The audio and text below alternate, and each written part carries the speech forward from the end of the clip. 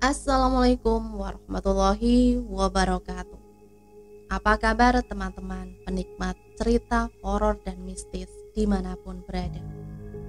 Dengan tidak bosan saya berdoa, semoga kita semua selalu dalam keadaan sehat walafiat, dimudahkan segala urusannya. Amin amin ya robbal alamin. Nah, kesempatan kali ini saya akan membagikan satu cerita tentang bisikan. Seperti apa ceritanya? Mari kita mulai. Operasi itu berhasil.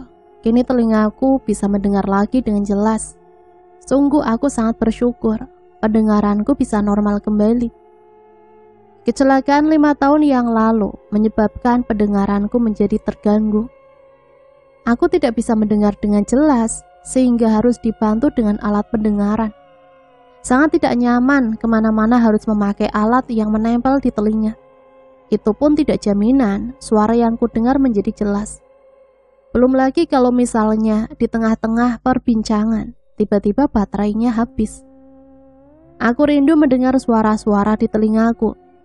Bila sendirian, aku sering berbicara dengan diriku sendiri, hanya untuk menikmati suaranya di telingaku.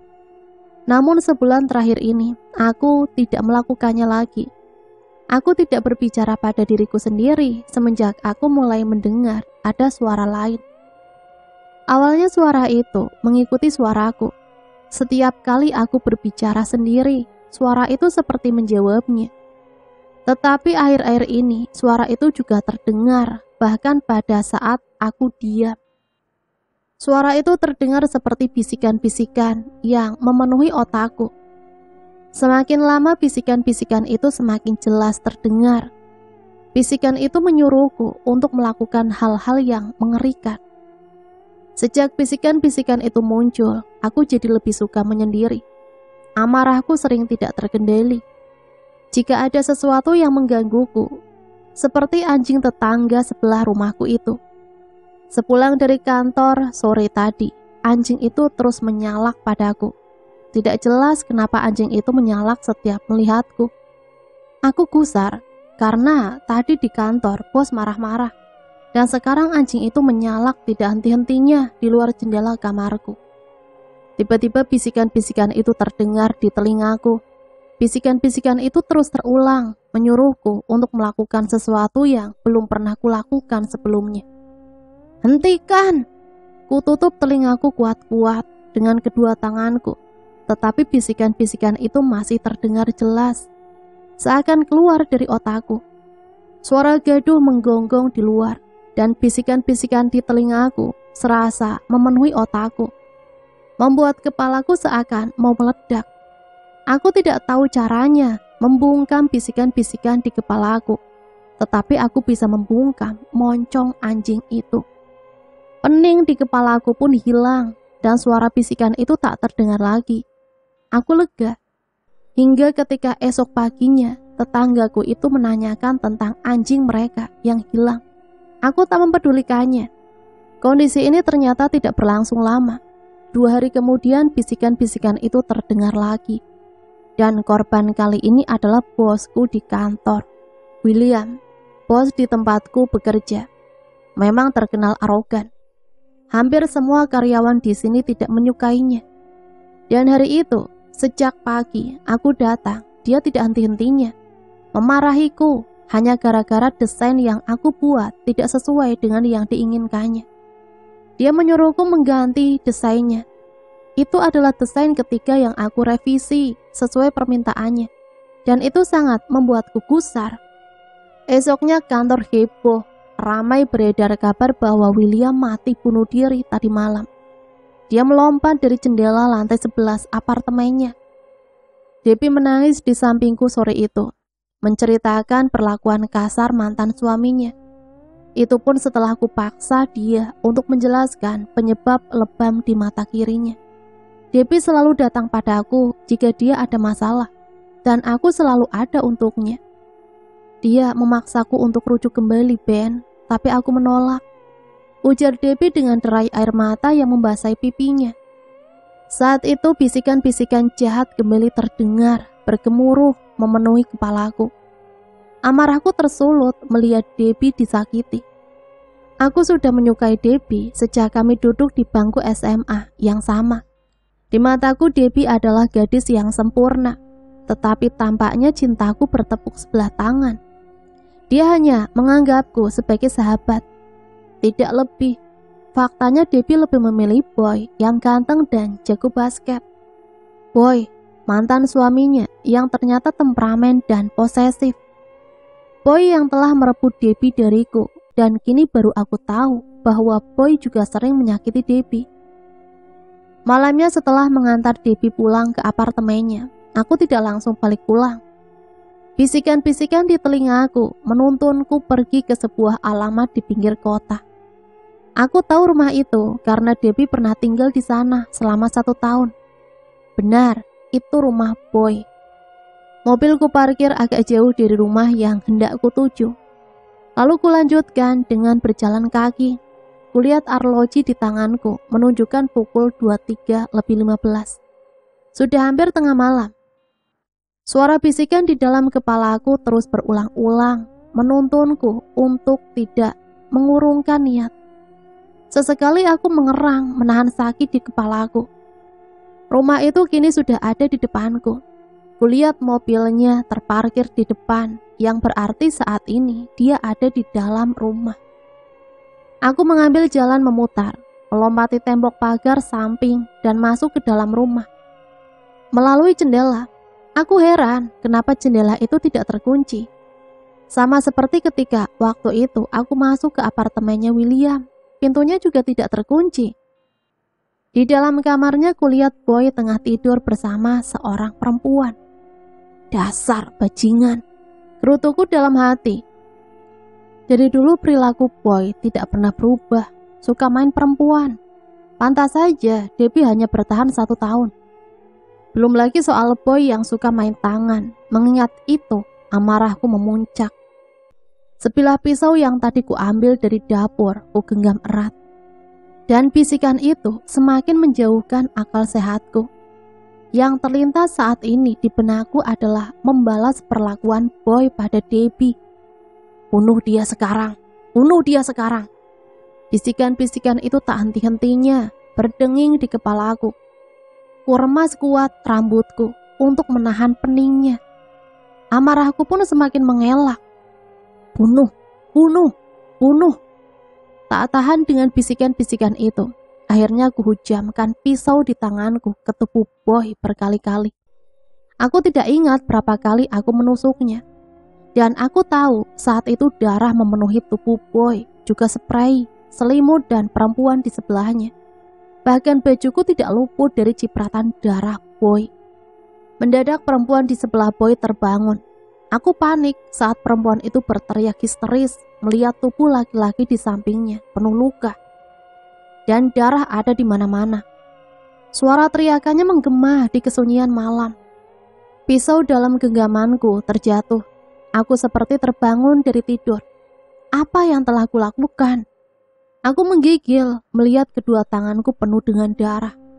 Tak kuhiraukan perempuan itu yang ketakutan melihatku berdiri di samping mayat Boy.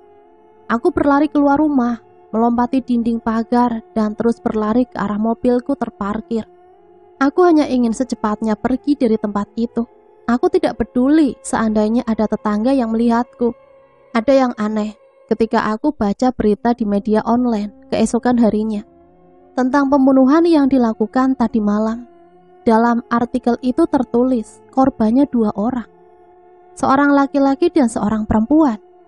Yang lebih mengagetkanku adalah bahwa korban perempuan mati seperti dicekik, tetapi tanpa ada bekas cekikan di lehernya, dan matanya melotot, ngeri. Bagaimana itu bisa terjadi? Aku hanya membunuh Boy. Aku tidak ingat betul bahwa aku meninggalkan perempuan itu tanpa menyentuhnya sedikit pun. Ada satu hal lagi yang membuat aku heran.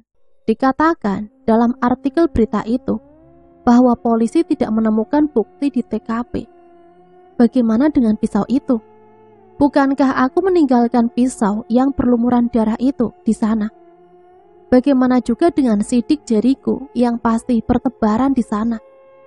Aku yakin tidak ada orang lain di sana tadi malam selain aku. Boy dan perempuan itu, semua itu tidak masuk di akal. Apa yang sebenarnya terjadi di sana? Kepalaku berdenyut-denyut. Tiba-tiba HP-ku berdering. Kulihat Debbie yang menghubungiku. Ini ketiga kalinya dia menelponku, dan masih saja tetap tidak kuangkat. Entah kenapa aku merasa panik. Debbie menelponku.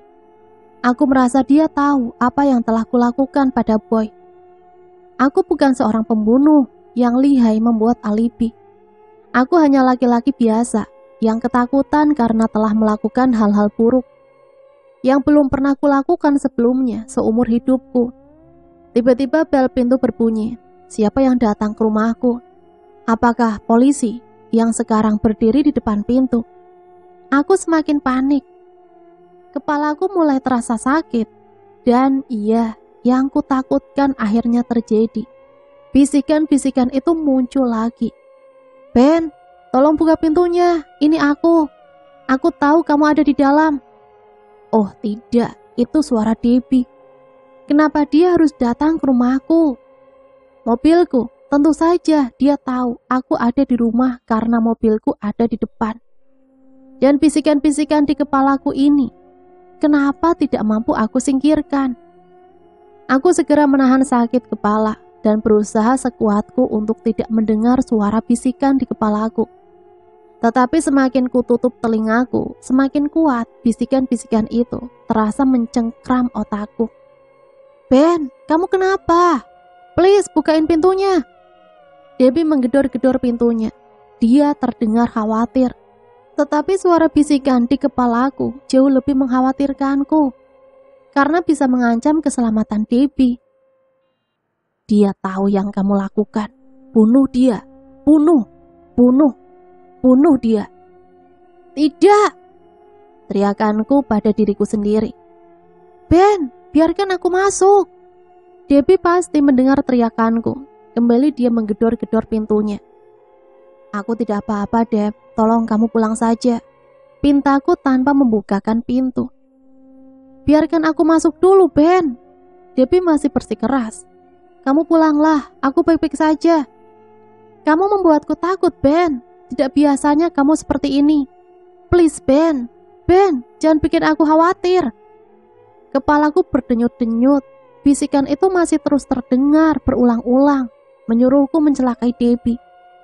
Bagaimana mungkin aku bisa menyakiti Debbie? Sedangkan sampai detik ini pun aku masih mencintainya. Pergi, pergi kamu. Aku tidak ingin kamu di sini.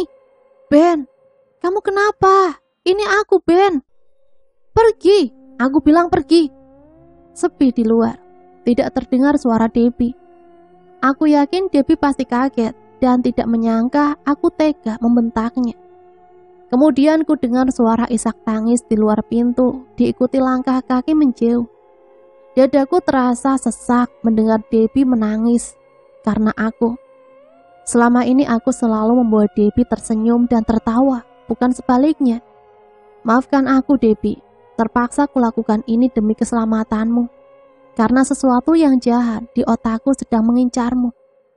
Seharusnya aku merasa lega dengan kepergian Debbie. Tetapi sesuatu yang menakutiku muncul saat aku berdiri di depan cermin. Aku memang melihat diriku di cermin, tetapi raut mukaku tampak ganjil. Dan dia berbicara padaku. Pantulan diriku di cermin itu mengancam Debbie. Kau lemah, kau tidak berguna. Aku terperanjat melihat pantulan diriku di cermin berbicara padaku. Tetapi suaranya muncul dari kepalaku dan terdengar jelas di telingaku. Aku seperti berbicara pada diriku sendiri. Hanya saja wajahku yang ada di dalam cermin tampak bengis. Siapa kamu? Bunuh dia, bunuh perempuan itu. Diam! Kutinju cermin di depanku hingga retak, meninggalkan noda darah dari luka di tanganku.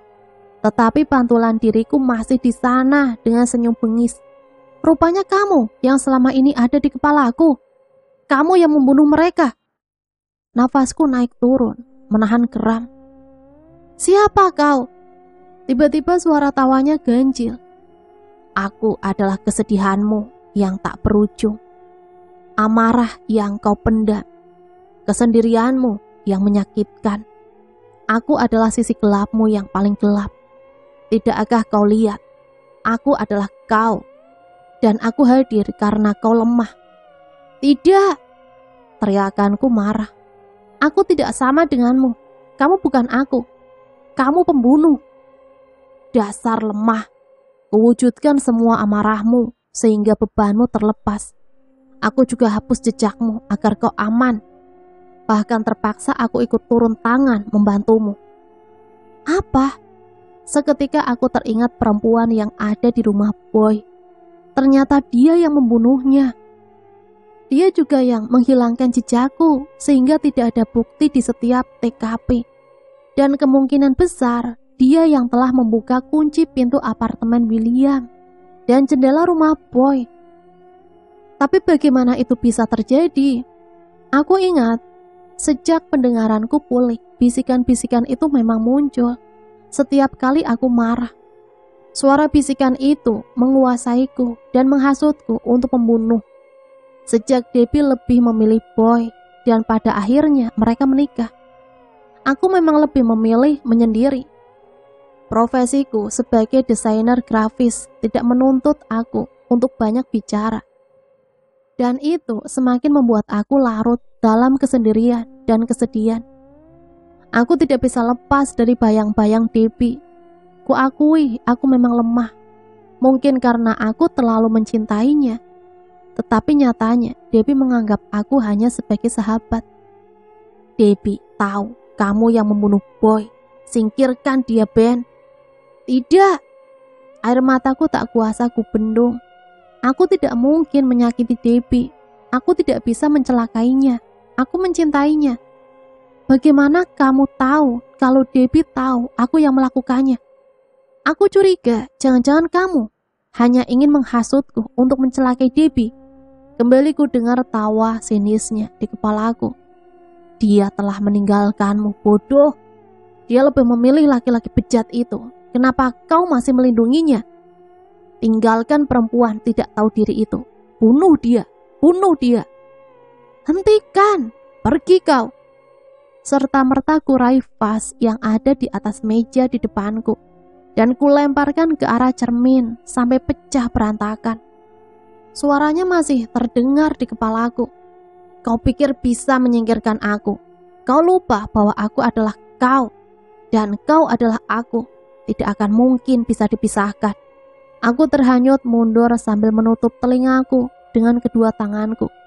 Pergi, pergi. Dasar manusia lemah. Terpaksa aku harus melakukannya lagi sendiri. Kau selalu lemah di depan perempuan. Suara itu kemudian hilang dari kepalaku. Aku tersentak kaget. Kalau dia bisa membunuh perempuan di rumah Boy waktu itu, berarti dia bisa melakukan hal yang sama terhadap Debbie. Tidak, apa yang telah kulakukan? Aku panik membayangkan Debbie saat ini dalam bahaya. Aku harus memperingatkan Debbie. Tak akan kubiarkan dia menyakitinya. Ku coba hubungi Debbie, tetapi dia tidak mengangkat HP-nya. Ku coba lagi berkali-kali, tetap tidak diangkat. Tidak mau membuang waktu, aku langsung meluncur ke apartemennya. Mobilku pacu bak kesetanan. Aku cuma berharap malam ini tidak ada polisi yang akan memberhentikanku di tengah jalan karena aku harus secepatnya sampai di tempat Debbie. Sepanjang jalan tak henti-hentinya, kuhubungi Debbie. Tetapi selalu hanya suara operator telepon yang menjawab. Mungkin Debbie marah padaku karena tadi aku telah membentaknya, mengusirnya. Maafkan aku Debbie, semua ini salahku. Aku tidak akan pernah memaafkan diriku kalau sampai terjadi apa-apa dengan Debbie. Saat ini yang ada di benakku hanyalah menyelamatkan Debbie. Sesampainya di rumah Debbie, tidak salah lagi, Debbie pasti ada di dalam. Dering HP-nya terdengar dari luar. Tidak sabar menunggu petugas piket yang membawakan kunci duplikat dan berkali-kali Debbie juga tidak menyaut saat kupanggil. Pintu apartemen Debbie terpaksa kudobrak. Debbie, teriakku saat menyerbu masuk ke dalam apartemennya. Beberapa detik kemudian, Aku terkejut melihat Debbie sudah berdiri di pinggir balkon. Debbie membalikkan badan menghadap ke arahku. Ya Tuhan, apa yang kulihat di depanku membuat aku menggigil.